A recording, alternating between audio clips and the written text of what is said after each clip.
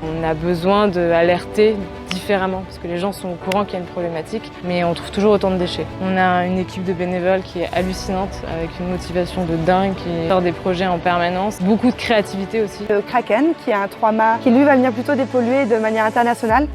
Ne cherchez pas un président d'honneur, c'est la raison.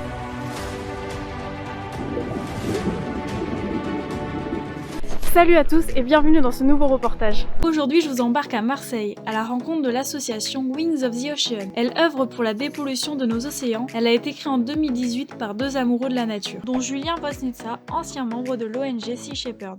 Ils sont partis d'un constat alarmant. Entre 8 et 12 millions de tonnes de plastique finissent dans nos océans chaque année. Ce plastique pollue nos océans en surface, dans les profondeurs, met des centaines d'années à se désagréger et se démultiplie en microplastiques. C'est ainsi que Wings of the Ocean fait l'acquisition du Kraken, un magnifique 3-mâts retapé par l'association pour dépolluer en mer. Après 3 ans d'existence, l'association a bien évolué et agit dorénavant sur différentes missions à l'étranger et en France. Et on part tout de suite à leur rencontre.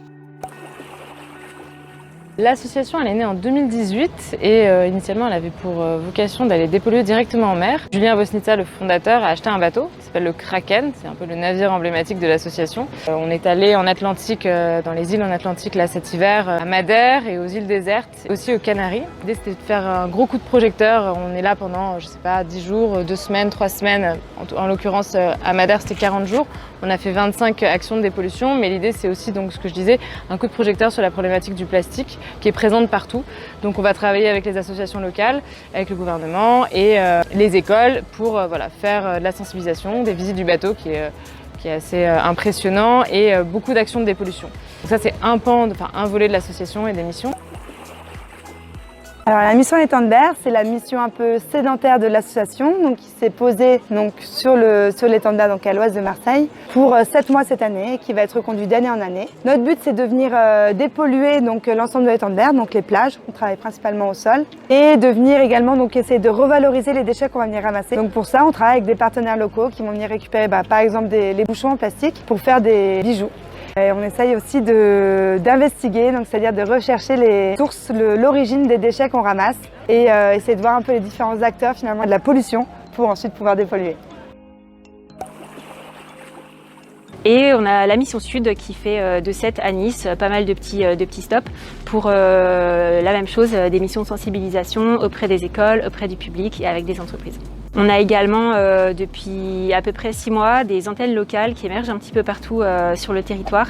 Les deux plus grosses sont à Lyon et à Paris. Par exemple, on a eu une action avec la marque de bière Heineken. Juste après le 14 juillet, l'équipe de l'Étang-de-Berre a trouvé énormément de canettes de bière. En une matinée, il y en a eu 800, quasiment toutes de la marque Heineken. Et l'idée, ce serait de proposer un système de consigne locale pour voir si ça fonctionne ici et si ça fonctionne, avoir une pertinence à le proposer à l'échelle nationale. Et aujourd'hui, on s'est retrouvés les bénévoles de l'Étang-de-Berre et les bénévoles du Kraken pour faire une grosse action de dépollution. Donc, ça a été co-organisé aussi avec la Fondation Nicolas Hulot et avec Un déchet par jour, qui est une association assez emblématique de ramassage de déchets à Marseille. On a invité d'autres assos qui ont des stands pour présenter un petit peu ce qu'ils font, faire de la sensibilisation au zéro déchet, expliquer aux gens les chiffres du plastique et de la pollution, qu'est-ce que ça fait concrètement, pourquoi c'est important de le faire. Et aussi en fait d'aider les individuels à organiser des actions de dépollution comme celle-là. Donc d'un point de vue administratif, prévenir les mairies, de trouver les lieux, de prévenir le public, de faire la communication sur l'événement, ce genre de choses.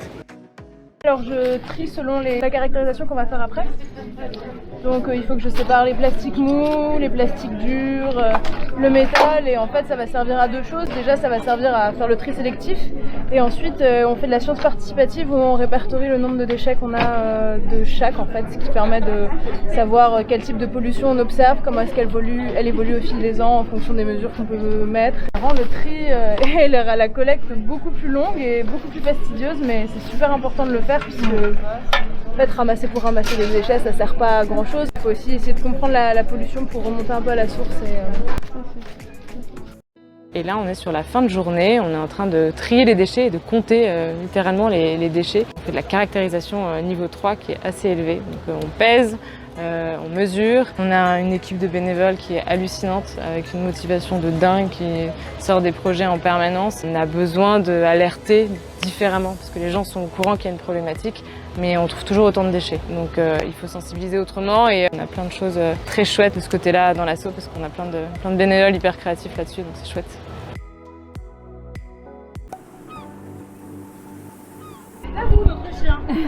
Tous les banquettes là, t'as toute la bouffe, tout ce qu'on stocke. On passe nos 3 repas par jour ici. C'est charmant de personne et c'est charmant de personne. Il nous dépose la nourriture là où il est en train de mettre la pastèque. Et en gros, on vient se servir et on mange tous là, tous ensemble. Il y a une chambre. Tu as une chambre bien rangée qui est la mienne, une chambre mal rangée qui est la chambre des garçons. Et en gros, dans chaque chambre, on a une salle de bain qui est derrière. Il y a des chambres partout. Ça, c'est l'échappée avec une très jolie vue qui arrive sur le pont. Ça, c'est la cuisine. On a du coup une machine à laver et un sèche-linge. Là, c'est ce qu'on appelle le carré arrière. C'est l'espace vachement plus chill du bateau, où en gros on est là pour se reposer. C'est là où il n'y a pas trop de bruit, où on arrive à travailler aussi.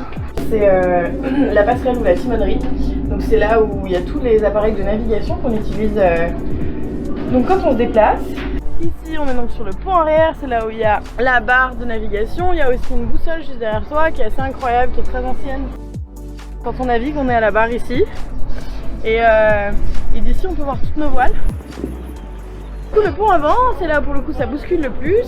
Et c'est là que tu peux voir notre phare carré dans chaque voile. Et on va, si tu veux, les détacher, donc les dérabenter. Et on les envoie comme ça. Et ensuite on doit remonter pour les réattacher, les re-rabanter. Et sinon il y a des bouts de partout.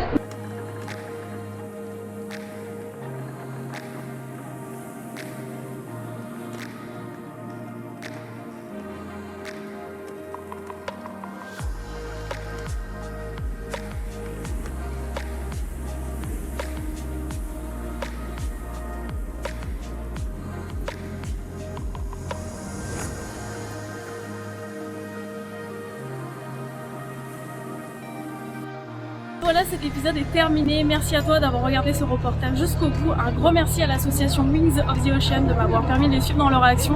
Tu trouveras leur site internet et leurs réseaux sociaux en description. Et on se dit à très vite pour un prochain reportage. Kenavo!